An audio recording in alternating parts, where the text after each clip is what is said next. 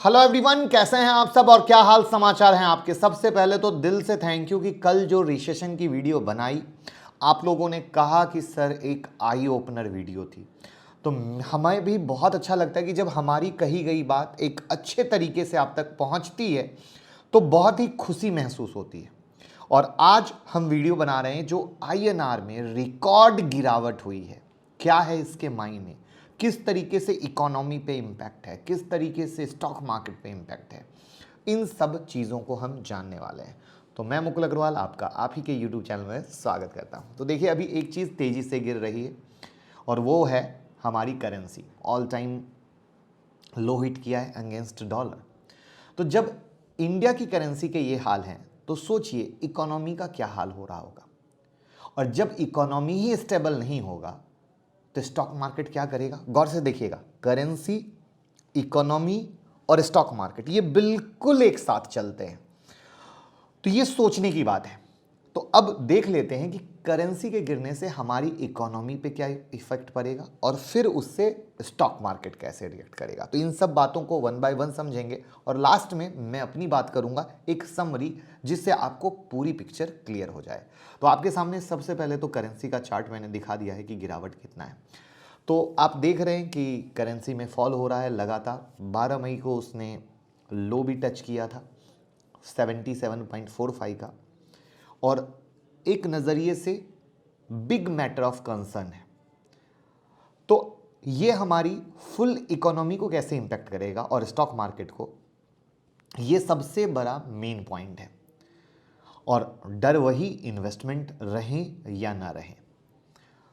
तो one by one, crude oil India 85% import करता है और जब रुपया कमज़ोर हो जाता है तो वही क्रूड ऑयल हमको एक्सपेंसिव यानी महंगे रेट में इंपोर्ट होता है, जिसके कारण पेट्रोल और डीजल के प्राइस इंक्रीज होते हैं और ट्रांसपोर्टेशन की कॉस्ट इंक्रीज होती है, जो डायरेक्ट या इनडायरेक्ट तरीके से महंगाई बढ़ाती है, इन्फ्लेशन बढ़ाती है। सॉफ्टवेयर कंपनियां इफेक्टेड होती है in a good way, as rupees depreciation जो होती है, रुपीज का depreciation good for export sector. Example के लिए टीसीएस क्या कर रहा है, सॉफ्टवेयर रिलेटेड सर्विस प्रोवाइड कर रहा है यूएस को थ्रू इंडियन रुपीज डिप्रिशिएटिंग। तो वो क्या होगा, यूएस डॉलर में उन्हें पेमेंट आएगी। तो यूएस डॉलर महंगा है, इंडियन रुपीज सस्ता है, तो उन्हें इसका बेनिफिट मिलेगा। इसी तरीके से फार्मा कंपनी जो एक्सपोर्ट्स में है उनको भी फायदा मिलता है, यानी एक नुकसान एक फायदा। इंडिया क्या है, वर्ल्ड का लार्जेस्ट इंपोर्टर है गोल्ड का, with annual consumption of 800 to 900 tonne. Gold में जो इंपोर्ट है वो लगातार जो इंक्रीज हुआ है, उसके कारण कंट्री का ट्रेड डिफिसिट इंक्रीज हुआ है 45.96 बिलियन डॉलर का।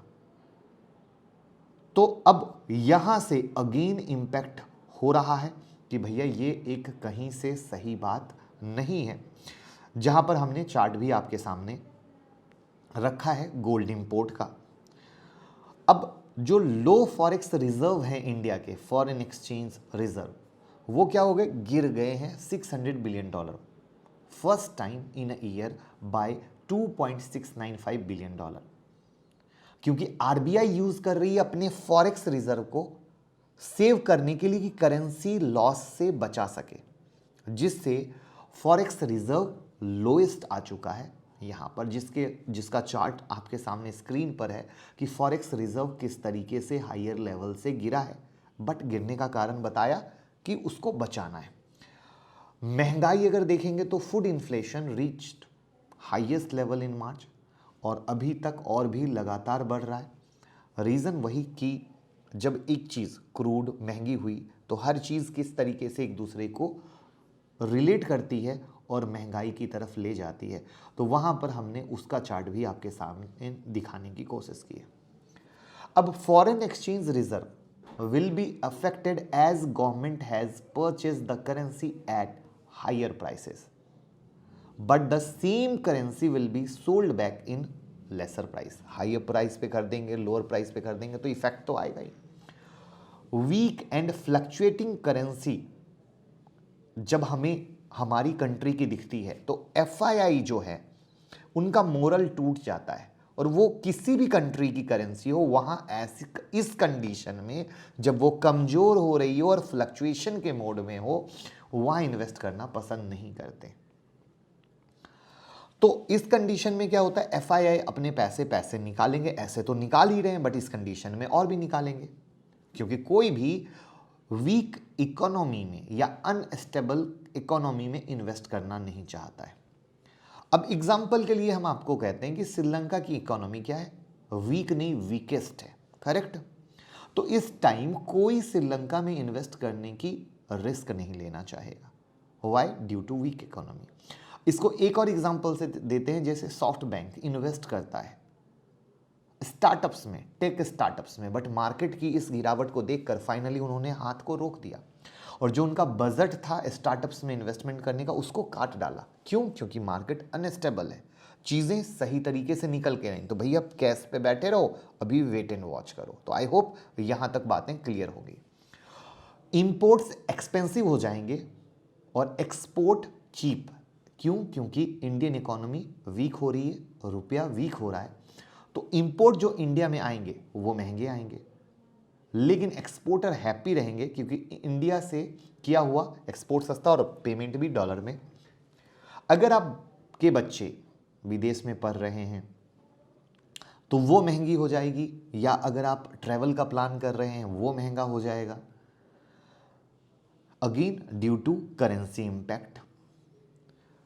हॉलीडे पे जा रहे हैं, आपको खर्च ज़्यादा करना पड़ेगा क्योंकि डॉलर में पेमेंट करनी है, तो वो चीज़ें। अब यहाँ पर इन चीज़ों को समझते हैं कि फॉल आने का रीज़न क्या है। मतलब पहले हमने क्या समझा कि करेंसी कहाँ कहाँ किस तरीके से इंपैक्ट करती है, अब रीज़न क्या है। तो सबसे पहला रीज़न है कि एफआईआई अपना मनी बाहर निकाल रहे हैं इंडियन मार्केट से लगातार, और अभी तक 1.38 लाख करोड़ का माल बेच डाला है अकॉर्डिंग टू डेटा एनएसडीएल के मुताबिक, जिसके कारण हमें गिरावट देखने को मिली है, जिसका डेटा भी मैंने आपके सामने शेयर किया है आपके स्क्रीन पर। और यहाँ पर इंडिया फेस कर रहा है ट्रेड डिफिसिट। क्या है मतलब? इंपोर्ट ज़्यादा कर रहा है एक्सपोर्ट के, तो इंडिया के एक्सपोर्ट राइज हुए हैं 24.22%, लेकिन इंडिया का ट्रेड डिफिसिट है अभी $20 billion, that is 2.6% of GDP. तो हाई ट्रेड डिफिसिट से क्या है, निगेटिव इफेक्ट आता है इकोनॉमी पे। और इंडिया क्या कर रहा है? इंडिया बाइंग कर रहा है ज़्यादा और सेलिंग कर रहा है कम। रसिया और यूक्रेन के वॉर के कारण एडिबल ऑयल पूरा डिस्ट्रप्शन मोड में आ गया, क्योंकि इंडिया 90% सनफ्लावर ऑयल रसिया और यूक्रेन से इंपोर्ट करता था, जिसके कारण उनका अब एडिबल ऑयल का जो परचेज है वो क्या हो गया, महंगा हो गया। अब वो महंगे रेट में मंगवा रहे हैं क्योंकि वहां से तो आ नहीं रहा है, तो अब किसी दूसरी कंट्री से आ रहा है, वो महंगा हो गया। तो अगेन हर चीजें इंडिया को महंगी पड़ रही हैं। रेट हाइक फेडरल रिजर्व ने किया, जिसके कारण यूएस डॉलर की वैल्यू ऊपर जा रही है, और यही वो रीजन है जिसके कारण आरबीआई अब क्विकली अपने रेट हाइक को इमरजेंसी बुला के किया था इंटरेस्ट रेट में, और अब कहानी आ रही है कि अगस्त तक और तेजी से बढ़ाएंगे। क्यों? क्योंकि उन्हें पता चल चुका है करेंसी को संभालना है तो ये करना पड़ेगा। चाइना के पास मैक्सिमम फॉरेक्स है और वहाँ कोविड के कारण स्ट्रिक्ट लॉकडाउन है, जिसके कारण इंडियन कंपनी जो है डिफिकल्टी फेस कर रही है, जो डील कर रही है नाइबर कंट्री के साथ, वहाँ पर कई सारी चीज़ें दिक्कत हो रही है, क्योंकि इंडियन कंपनी को चाइना के फॉरेक्स रिजर्व की नीड पड़ती है, क्योंकि वो इंडियन जीडीपी से ज़्यादा है, और हर कंपनी कहीं ना कहीं डायरेक्टली इनडायरेक्टली चाइना से इतने आत्मनिर्भर होने के बाद भी डिपेंडेंसी अभी भी है, वो ख़त्म होने में अभी भी काफ़ी वक्त लगने वाला है। लेकिन ये ज़रूर है कि हमारी सरकार बहुत अच्छा कर रही है, जिसमें हम कोशिश है कि चाइना से निर्भरता हटाई जाए। और आपको एक और प्यारी चीज़ बताऊं, और विद डेटा फैक्ट आप ये जान लेना कि ये जो कहानी देख रही है, अगर आत्मनिर्भर बनने की कहानी शुरू नहीं हुई होती तो ये कहानी और भी खराब निकल के आती। तो अब जबकि एफआईआई सेल कर रहे हैं अक्टूबर मंथ से, तो they have almost sold 3 lakh crore in Indian market, फिर भी रुपीस ने एकदम मेजर फॉल नहीं दिया, करेक्ट है ना, क्योंकि आरबीआई ने अपने फॉरेक्स रिजर्व को इन्फ्यूज कर दिया मार्केट में। लास्ट 20 ट्रेडिंग सेशन में रुपीस ने बहुत प्रेशर होने के कारण इस तरह का परफॉर्म किया, लेकिन जो अगेन आई ओपनिंग बात है, हमारी करेंसी अच्छा परफॉर्म नहीं कर रही है, बट दूसरी कंट्री की करेंसी के कंपेयर में वो अच्छा है। वहाँ पे आप यूरो से कर लो, जापान के येन से कर लो, उन सब से बेहतर है। ठीक है, तो यानी अच्छी बात क्या है, हम अच्छा नहीं कर रहे ये हम भी जानते हैं, लेकिन हमें ये भी पता है कि दुनिया भी अच्छा नहीं कर रही है। यानी हर कंट्री के बच्चे कमज़ोर हैं, लेकिन हम कमज़ोर में भी मजबूत हैं, ये एक बहुत पॉजिटिव साइन है। और जिसके कारण चाहे विदेश के इन्वेस्टर हों या विदेश के एनालिस्ट हों, वो लोग ये मान के चल रहे हैं कि ये जो गिरावट है, जो वैल्यूएशन महंगे हो गए थे, उस वैल्यूएशन पर ये जो सस्ते की तरफ कदम बढ़ा है, एक बहुत अच्छा मौका है इन्वेस्टमेंट का। यहाँ तक आई होप करेंसी की कहानी आपको समझ में आई होगी, तो फटाफट लाइक कर दीजिए। अब मैं करता हूँ अपनी बात, और अगर आपको करेंसी के रिगार्डिंग कोई भी डाउट है तो वो भी आप कमेंट बॉक्स में बता दीजिए, तो मैं उसको सॉल्व करने की पूरी कोशिश करूँगा कमेंट बॉक्स में। अब आते हैं समरी पे। वीडियो के शुरुआत में एक झलक दिखाई थी कि करेंसी, इकोनॉमी और स्टॉक मार्केट। तो सिंपल सी कहानी है, अगर किसी भी देश की करेंसी कमज़ोर है तो इकोनॉमी कमज़ोर है या इकोनॉमी अनस्टेबल है। और सेम कहानी, जब इकोनॉमी अनस्टेबल है तो स्टॉक मार्केट भी अनस्टेबल है, या इकोनॉमी कमज़ोर है तो स्टॉक मार्केट भी कमज़ोर है। तो ये सब एक साथ चलते हैं, और ये एक साथ चलने के कारण जो चीज़ें हुई हैं, तो आप देख रहे हो स्टॉक मार्केट में गिरावट। ये था पहला समरी लाइन। अब दूसरे समरी लाइन पे आपने क्लियर देखा हमारी करेंसी कमज़ोर परफॉर्म कर रही है, बट हम दूसरी कमज़ोर परफॉर्म कर रही दूसरी कंट्री के करेंसी से बेहतर है। ये एक पॉजिटिव साइन है कि यार कमज़ोर में भी हम मजबूत हैं। तो समरी ये निकल के आती है दोस्त कि मार्केट जब गिरता है तो कई सारी कहानियां एक साथ जुड़ती हैं, तभी गिरता है। सिर्फ एक कहानी पे मार्केट नहीं गिरता है। तो चूंकि सारी कहानियां, जैसे इन्फ्लेशन की कहानी, रिसेशन का डर जो कल की वीडियो में मैंने बताया, करेंसी, ये सब एक साथ चुके आके जुट गई, तो मार्केट पे प्रेशर आ रहा है और मार्केट गिर रहा है। लेकिन यहां पर जो सबसे पॉइंट है, आज हमारी करेंसी जो भी कमज़ोर है, जो भी महंगाई के आंकड़े हैं, जो भी रिसेशन का डर है, बस एक लाइन में हम यहां से 5 साल के बाद इंडिया को कहां देखते हैं, ये है वो सारे सवाल का जवाब जो आपके डर को ख़त्म कर देगा।